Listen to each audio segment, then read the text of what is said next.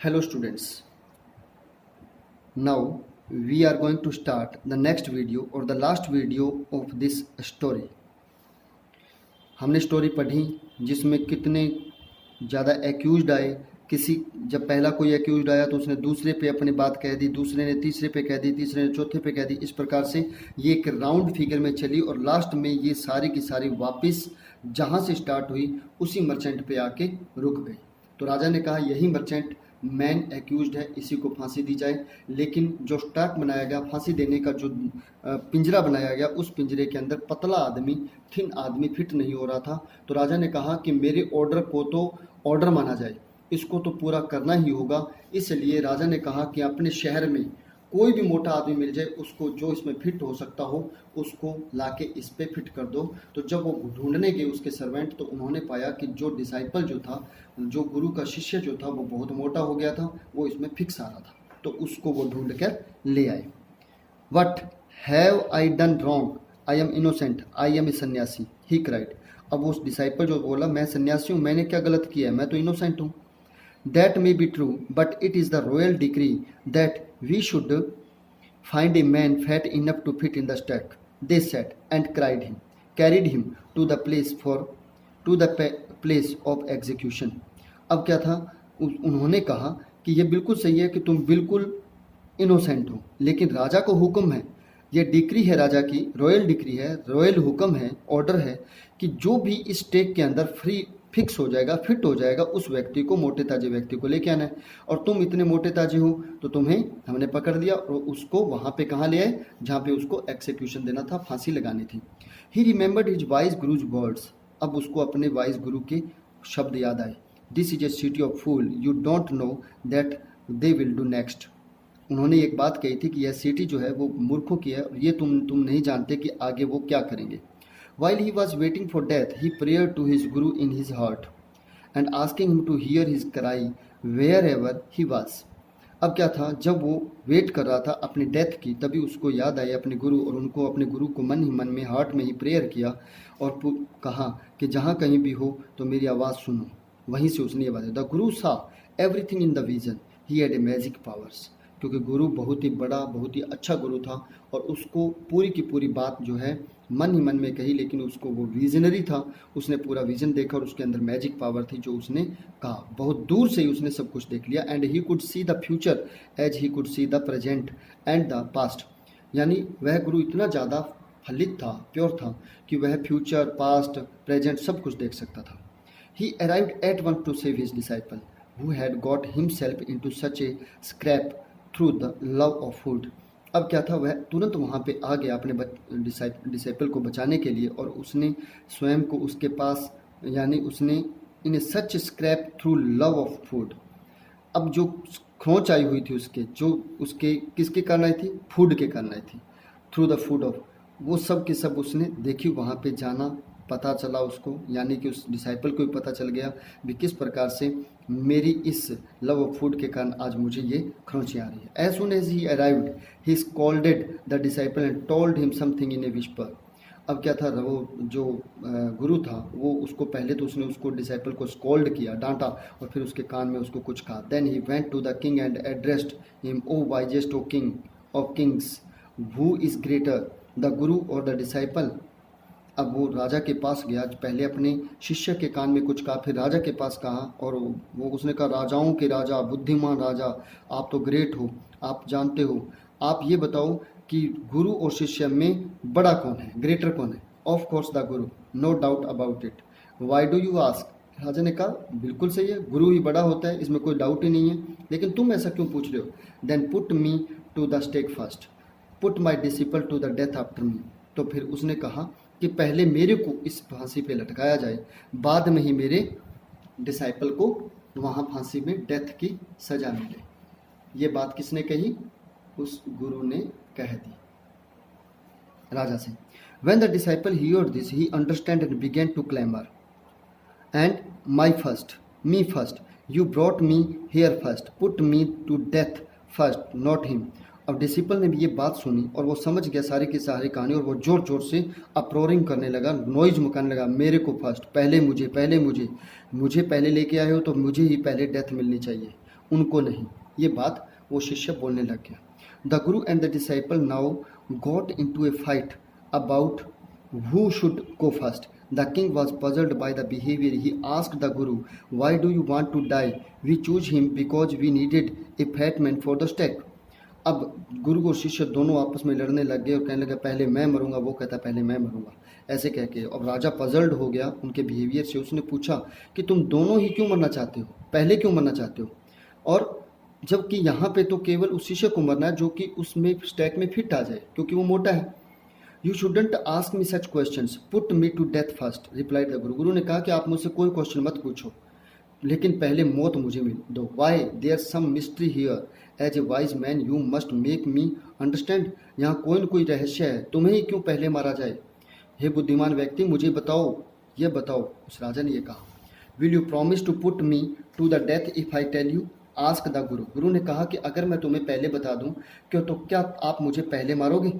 The king gave him the solemn word, राजा ने उसको बात कह दी कि हाँ तेरे को ही मारेगा। The Guru took him aside, गुरु ने राजा को एक साइड में लिया। Out of the servants year shots, यानी ताकि सर्वेंट्स के कानों में कुछ न पड़े। एंड विस्पर्ड टू हिम, और उसके कान में कहा, do you know why we want to die right now the two of us, क्या तुम जानते हो कि हम दोनों में से पहले क्यों मरना चाहता है कोई भी?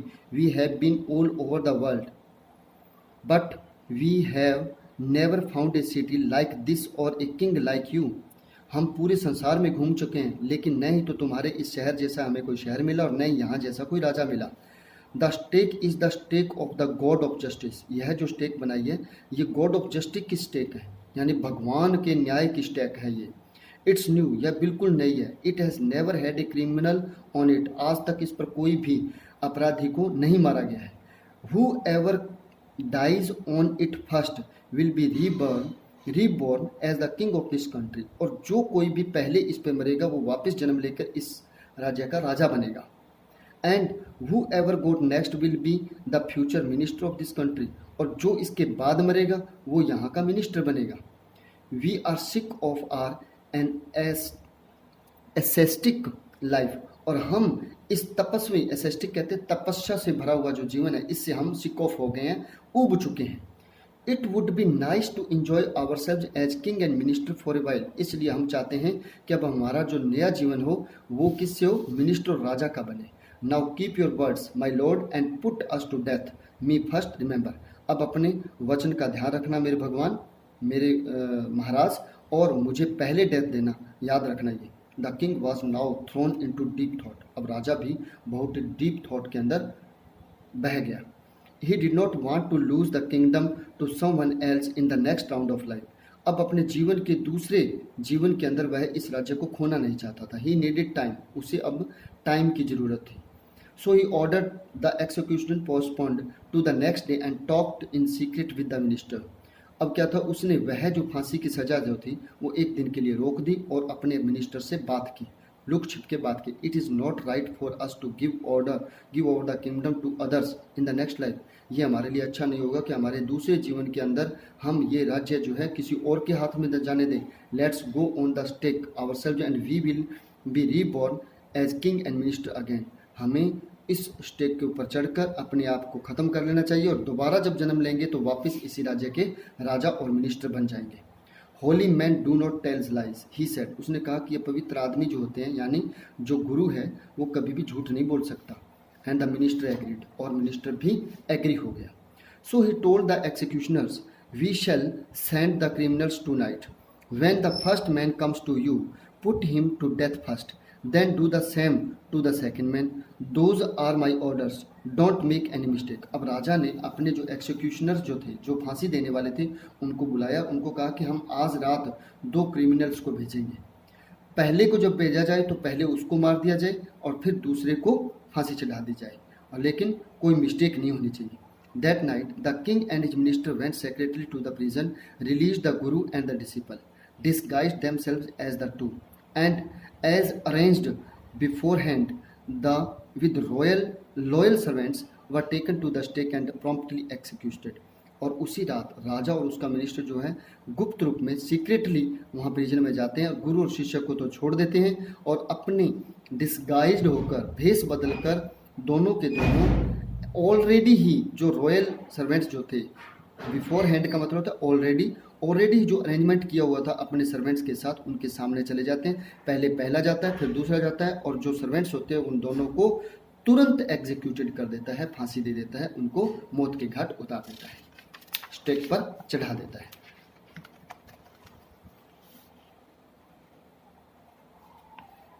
When the bodies were taken down to be thrown to crows and vultures, the people panicked. और जब बॉडीज को, उन कौओं को और वल्चर्स को, गिद्धों को खिलाने के लिए फेंकी जाती है तो लोग देखकर पैनिक्ड हो जाते हैं, पैनिक हो, घबरा जाते हैं। दे saw before them the dead bodies of the king and the minister. वे अपने सामने अपने राजा और मिनिस्टर की बॉडीज को देखने। The city was in confusion. अब पूरी की पूरी सिटी जो कन्फ्यूजन में आ जाती है। All night they mourned and discussed the future of the kingdom.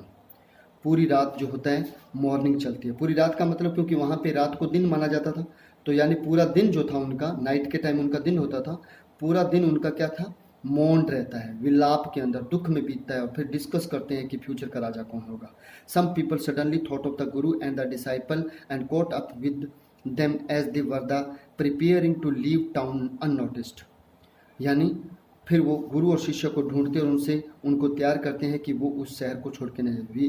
We people need a king and minister. वो कहते हैं कि हम लोगों को एक राजा और मिनिस्टर की आवश्यकता है। समवन, किसी ने कहा। अदर एग्रीड, सभी सारे के सारे एग्री हो जाते हैं। They begged the guru and the disciple to be their king and their minister. वो उस राजा को, यानी उस गुरु और उसके डिसाइपल को कहते हैं कि उनमें राजा और मिनिस्टर बन जाओ। एग्री कर, उनको बहुत ही मनाते हैं। It did not take any arguments to persuade the disciple. अब जो डिसाइपल जो था उसको तो खुश करने के लिए ज़्यादा उनको आर्ग्यूमेंट नहीं करने पड़े क्योंकि वो तो तैयार हो गया था। But it took longer to persuade the guru. लेकिन गुरु को राजी करने के लिए थोड़ा टाइम लगा। They finally agreed to rule the kingdom of the foolish king and the silly minister on the condition that they could change all the old laws.